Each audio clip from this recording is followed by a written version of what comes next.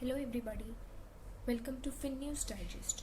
Today we are gonna cover super interesting case, and if you like it, do share and subscribe. Let's start with our case. So you all must be aware about the India's position that it is entangled with dozens of international arbitration cases against the companies, and one being Karen Energy and also Vodafone Internationals Limited and our Indian government. So today we'll be focusing on that case. Okay, so let's just take an overview of the parties involved in the case. First being Vodafone Groups, which is a British multinational company, and its subsidiary is involved in the case with Government of India, and the subsidiary is in Netherlands, and the case commenced on 2000 from 2007, and current status is that Vodafone on September 25, 2020 won the case against Government of India. We'll just take insights into the case. So we'll be covering insights into the deal of Vodafone, who was buyer, who was the seller, and how did Indian government came into the picture and how everything started. Okay, so the story starts with first we'll identify all the companies that are involved and how actually Vodafone and Indian government's case started. Okay, so first Hutchison Telecom, which is a Hong Kong company based in Cayman Island. Cayman Island is in British overseas territory in Western Caribbean Sea. Then second, which is CGP Investment Limited, and it is a subsidiary of Hutchison Telecom. It is also based in Cayman Island, and it owns shares in Mauritius. CGP Investment Limited owns in various companies, Mauritius based, and some are in different countries. What's most interesting here is that CGP Investments Limited actually didn't existed. It is a dummy company which was created by Hutchison Telecom to divert the share and just to show that to divert the share and evade the taxes actually. Okay. And one important thing here also is that the company was created in Mauritius because Mauritius is a tax haven state. Okay, so you don't have to pay tax here and they are exempted. Another company involved was Hutch SR Limited, which was the joint venture of Hutch and SR. Also Vodafone International Holdings. Okay, it is the subsidiary of Vodafone Group, which we have seen in the in our first slide, which is a British based company, and this Vodafone International Holdings has its base in Netherlands. Okay, so how everything started, the deal that happened between the companies is Hutchison Telecom, which is a Hong Kong based. Okay, it owed completely CGP Investment Limited, as I already said, is a dummy company, and CGP Investment Limited owed 67% shares in Hutch SR Limited. Okay, so here indirectly Hutch SR Limited is owned by the Hutchison Telecom, and the remaining shares, that is 33%, were owned by the SR Limited Indian company. Now the deal that happened was Vodafone Limited bought Hutch SR Limited and made the payment to Hutchison Telecom. Why did Vodafone bought Hutch SR Limited? The reason being Hutch SR Limited was in India, and because of the liberalization policy in 1991, investments, FDIs, that is, inflow was very high in India, and Vodafone wanted to take advantage of this, as it is a telecommunication company, and India is a good place to make investments. Now Vodafone had two options, to invest in the Indian market, either to build its own infrastructure or through amalgamation, mergers or acquisitions. So that's when it decided to acquire Hutch SR Limited.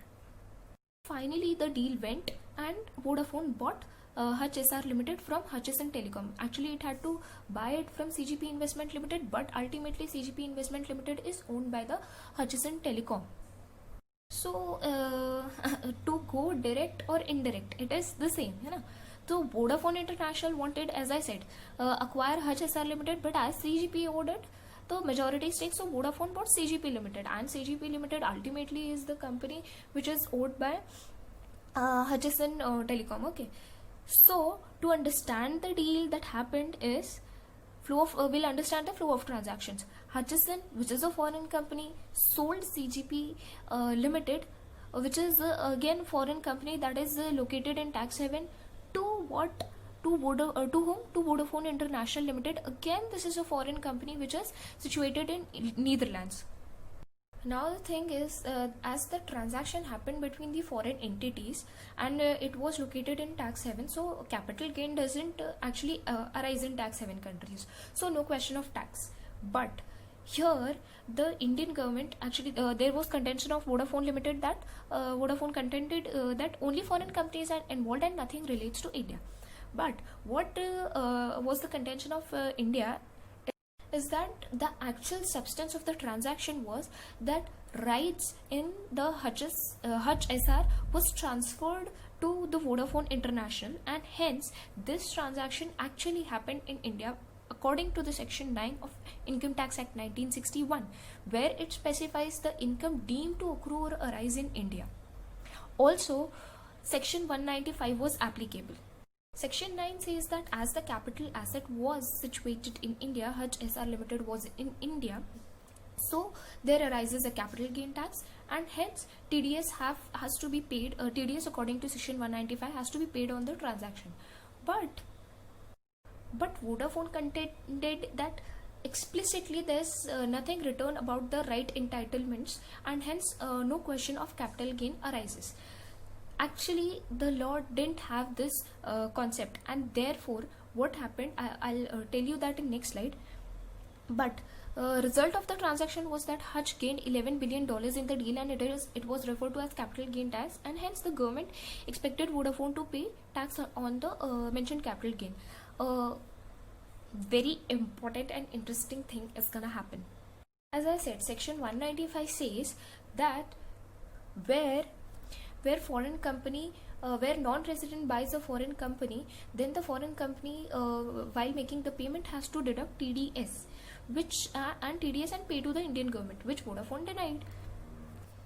Now what happened, as there was no mutual decision between the two, so Indian government asked Vodafone to pay 8,000 crore capital gain tax, TDS we can say, and deposit into the government's account. But Vodafone denied, and hence Indian government issued a notice to the Vodafone, and Vodafone being the SC in default. What Vodafone did was, Vodafone took the case to the Bombay High Court, and Bombay High Court gave the decision in favor of Indian government, asking to pay the TDS. And Vodafone was not satisfied with the decision of Bombay High Court, so again it took the case to the Supreme Court. Okay, Supreme Court, and Supreme Court, after hearing both plea, decided that section does not cover the indirect or offshore share transactions. Okay, as I already said that right entitlements or transfers were not actually included in the Income Tax Act. Okay, and hence according to Supreme Court's decision, it made it in favor of Vodafone Limited. And in 2012, the Apex Court ruled the tax department had no jurisdiction to impose the obligations on Vodafone for the transfer of shares of a foreign company between two non-residents. Okay, now what happened is the major twist that comes into the picture, and it is the retrospective legislation which was brought by the Indian government. Why did this happen? Because here again, Indian government was not satisfied with the decision of the Supreme Court, so it decided to bring a retrospective legislation.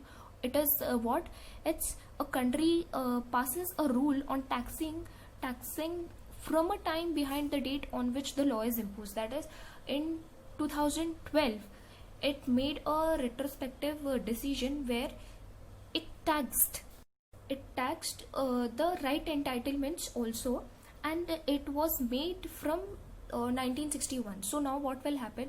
Now Vodafone Limited would have to pay the taxes on the transaction because of this retrospective effect. So the amendments were not only made in section 9 but in other sections regarding the capital, and the retrospective tax amendment by the Indian government in 2012, deeming overseas shares transfer. So deeming what? Deeming overseas share transfers, that is offshore transfers, as shares transfers in India.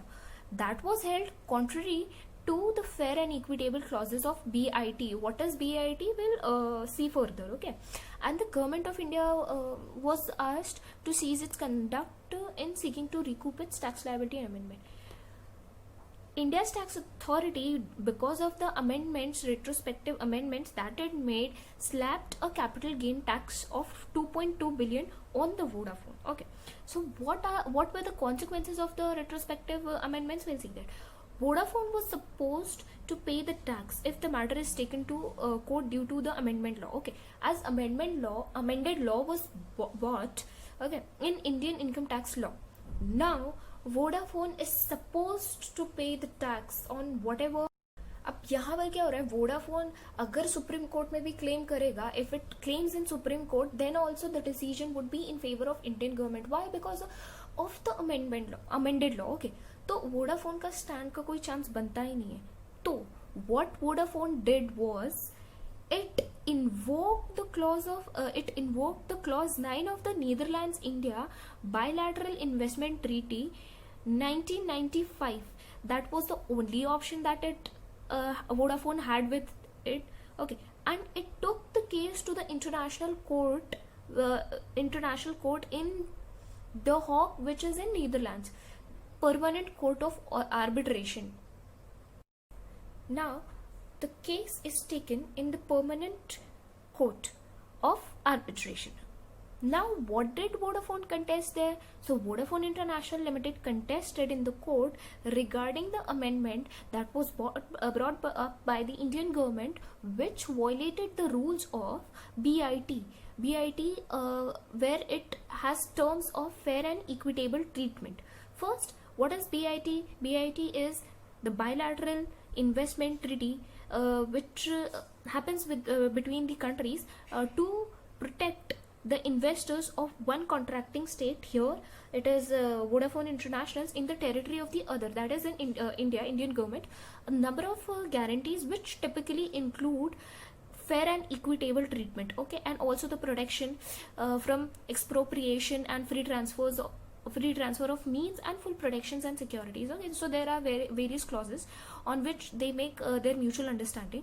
The distinctive feature of many BITs is that they allow for an alternative dispute resolution mechanism, which is happening here between Vodafone and India, whereby an investor whose rights under the BIT have been violated, here it has happened with the Vodafone. According to Vodafone, violated could recourse to the international arbitration, and here the court has been taken to international arbitration, that is the Permanent Court of Arbitration. Okay, now Vodafone also highlighted that any attempt by India to enforce the tax demand would be the violation of India's international law obligations. And for so many years the case was in court, and on 25th September 2020, that is on Friday, Permanent Court of Arbitration brought its decision, where it stated that the Indian government's claim to tax liability demanding the payment of 27,900 crore in retrospective taxes, which we saw that it was amended to make Vodafone pay the taxes, was in breach of investment treaty, as was the claim made by Vodafone in the court, was the breach of the treaty agreement between India and Netherlands. Now the tribunal has ordered Indian government to pay. Earlier Indian government was asking for the payment, and now the order has come against the Indian government to pay a reported sum of 5.47 million as a compensation for the Vodafone's legal cost for so many years. As a case was in court, so you have to pay legal costs, etc. There are many costs involved in court cases. So now Indian government has to pay a 5.47 million compensation to it. What is the Indian government stand on this? Finance Ministry 2-3 days before said that the government will study what are the various aspects of this case with consultation of the councils, and after such consultation the government will consider all the options and take decision on whether it has to make further appeal against it or not. Now we'll wrap our case. First, let's conclude by some of the steps that Indian government has taken after the disputes. Is that India has terminated 66 of its BITs between 2016-19, and hardly because it is hardly the right signal of to the foreign investment community, because now the foreign companies will hesitate for investing, for making FDIs in India, because it knows that Indian taxation system is a very difficult and cumbersome process. There's so many legal procedures involved, and recently a list of ease of doing business was released, where India was in good position, and it has jumped over and came in a good position. But the thing is, now as to reduce the future arbitration claims, India has ended such agreements with over 50 countries, and it is also working, which is a good thing, working on new law to protect foreign investors by offering relief from possible policy changes, even as it upholds the right to tax them. Reuters, which is a newspaper, reported. जैसे कि आप ये भी जानते हैं कि यहाँ politics के वजह से बहुत सारे प्रोजेक्ट्स इंडिया में आते हैं, बट वो हो नहीं पाते. कभी भी हमारा पॉलिटिकल डिसीजन चेंज हो जाता है, जिसकी वजह से पूरा प्रोजेक्ट जो है हॉल्ट पे चला जाता है. जिन प्रोजेक्ट्स की 5 से 10 साल या कितनी भी लाइफलाइन होती है, वो उससे कई ज़्यादा चली जाती है. उसकी वजह से काफ़ी ज़्यादा प्रोजेक्ट्स में कॉस्ट तो इन्वॉल्व होते हैं, और कॉस्ट भी बढ़ जाती है. Now will C effect on reputation. India पे इसका क्या? तो India's 2016 model has come under the criticism for its replacement of the fair and equitable treatment clause with detailed but vaguely worded treatment of investment clause. पहले आप लेके आते हो, फिर मतलब बाहर रेपुटेशन किस तरीके से आ रही है कि आप क्लॉज लाते हो, बट आप उसके अकॉर्डिंग काम नहीं करते हो. What is the setback for the policy? That क्योंकि बहुत सारे केसेस इसी तरीके के they are in the court cases, so a similar decision could be announce taking it as a base against the India, जहाँ पर Indian government could be fined with a huge sum of money. The ruling is in favor of Vodafone Signals. It backs the country's retrospective policies, and it also raises the possibility of other cases under the arbitration being decided on similar lines. Yes, and what we can conclude is that if the nation wants to protect and boost the reputation of foreign investment hub, अगर आप लाना चाहते हो, तो it needs to arrive at a more balanced approach that does not repel incoming investment, है ना. ये नहीं होना चाहिए कि कोई आ रहा है, कंट्रीज कोई मन बना रही है, लेकिन फिर हो जाए, जैसे कि बिकॉज ऑफ कोविड चाइना से बहुत सारी कंपनीज शिफ्ट होकर के यहाँ आना चाहती है. तो हमें इस तरीके का माहौल इंडिया में क्रिएट करना होगा, so that they invest in R India, है ना. इसकी वजह से एम्प्लॉयमेंट भी जनरेट होगा, इंफ्रास्ट्रक्चर भी काफ़ी अच्छा होगा. अब देखेंगे व्हाट इंडिया डज. कुछ दिनों में इसके बारे में भी आएगा कि इंडियन कोर्ट इस पे क्या, इंडियन गवर्नमेंट इस पे क्या डिसीजन लेती है. Will have to wait by then. Hope you get the clarity on this case, and here's wind news digest signing off. अगर आपको अच्छा लगे तो do like, share and subscribe. Thank you so much.